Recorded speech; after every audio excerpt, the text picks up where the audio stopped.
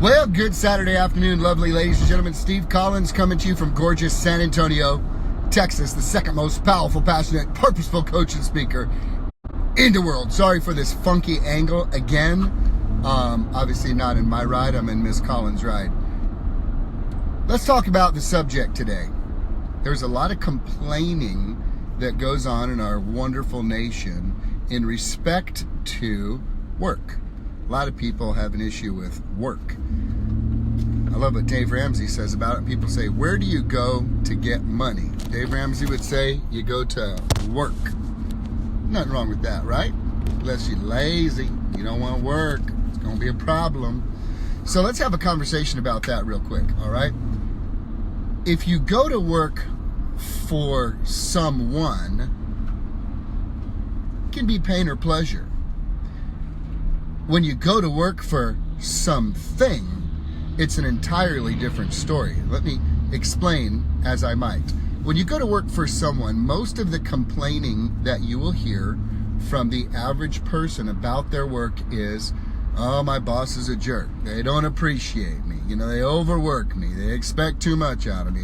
They make me do this. They make me do that. I don't want to do it. And you hear people complaining about the person that they work for in the organization because they're forgetting something. You have the choice to think differently about it. Are you working for someone? If you are working for someone, and most people, unfortunately, have poor leadership or leaders that do just enough to meet the status quo, to not stir things up, because management is kind of the place where entrepreneurs can go to die. So ultimately, what you find is you find a crushed spirit, a crushed soul with crushed dreams, doing what they've got to do to get the bills paid, serving, if you will, or managing others who have crushed spirits, crushed hearts, and crushed dreams because they feel they are working for someone. And when I say pain or pleasure, there's tremendous pain in that. There can be pleasure when someone is working for someone that they truly respect and admire, and that's rare. Second, when you work for something, working for something bigger than you and bigger than a paycheck, now you tap into passion and purpose.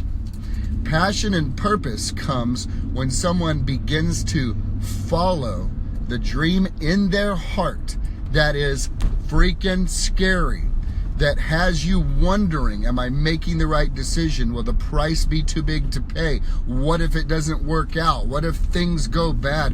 What if this happens? What if that happens? And yet you choose to move forward past those legitimate feelings. Sorry about that, y'all. Past those legitimate feelings and emotions, moving past that, putting you in a position to walk in passion and purpose. Now, when we're walking in passion and purpose, we're able to experience what we do differently because we're doing it for something bigger than ourselves. What is that? For those who have achieved a certain amount of success in their life, I'll give you the sequence of events that you tend to find before this even becomes a conversation. And I'm having the conversation with you because I want to leave a breadcrumb trail for you to follow if you're not there yet, giving you hope for the future. And it's simply this: you begin at survival. Survival is where you got to do what you got to do, even if it ain't what you want to do, for a long enough season until you get really good at what you do. So ultimately, by taking the time of doing what you don't want to do when you don't want to do it, one day you can eventually do what you want to do when you want to do it. I ain't gonna say that again. I hope y'all got that. Just rewind it, but it's good stuff. So working at survival is very challenging, because typically the person can only think about their basic needs in this life right now. Basic needs. I need food. I need clothes. I need a place to live.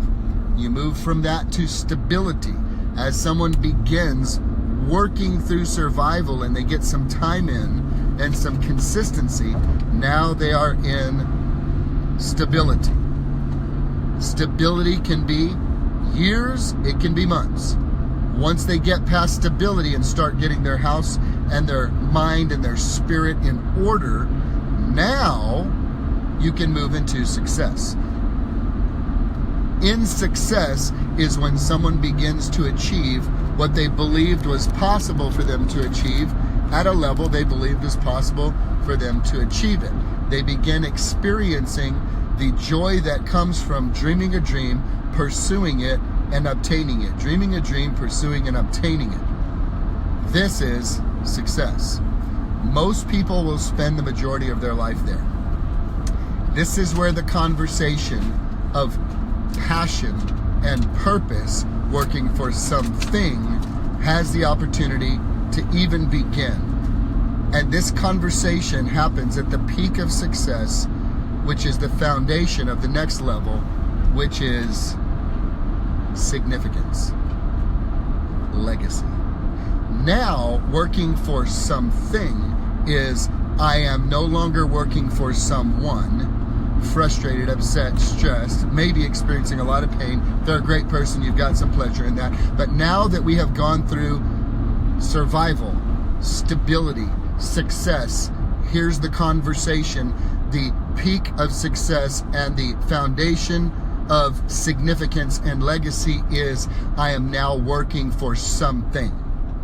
This is why when I have conversations from time to time with people that talk about my retirement, well, when do you intend to retire? Well, what will be your retirement plan? What is your retirement strategy? I have a very simple answer. My retirement strategy is when my heart stops beating and Jesus takes me home. That's my retirement strategy. You see, ladies and gentlemen, because I am working for something, not someone. I am working to be the very absolute best I can possibly be, so that I can help millions of others become the absolute best they can possibly be. I intend to fulfill my passion and purpose so that I may lead others to fulfill their passion and purpose, that others may live a really big life. And I do not intend to stand on a bully pulpit waving a finger at them from someone who does not practice what I preach. I intend to impart what I have become and am becoming so that others may see that I am not working for someone. You see, I am working for something. I am working for this goal, this vision, this idea that men and women can break free from the bondages of fear and doubt and disbelief and can step into destiny and purpose and passion, and therefore walk in a tremendous power because they have been endowed with their Creator with the seeds of greatness. And my desire is to fertilize and water that, to see people come to the full fruition of everything God intended them to be, free from fear and free from laziness and free from mediocrity and free from excuses, so that people can live the big life that the good Lord gave His Son to die to give to us. That's called abundant life. I intend to take people there. I'm in the transportation business. I take a dude who's here and wants to be here, and we get him there. That's what we do. Are you working for someone? You're probably frustrated. Let the conversation permeate your spirit this weekend as you think, what am I working for? If you choose to work for something rather than someone, you'll begin to see your life get better. Have a great weekend, guys.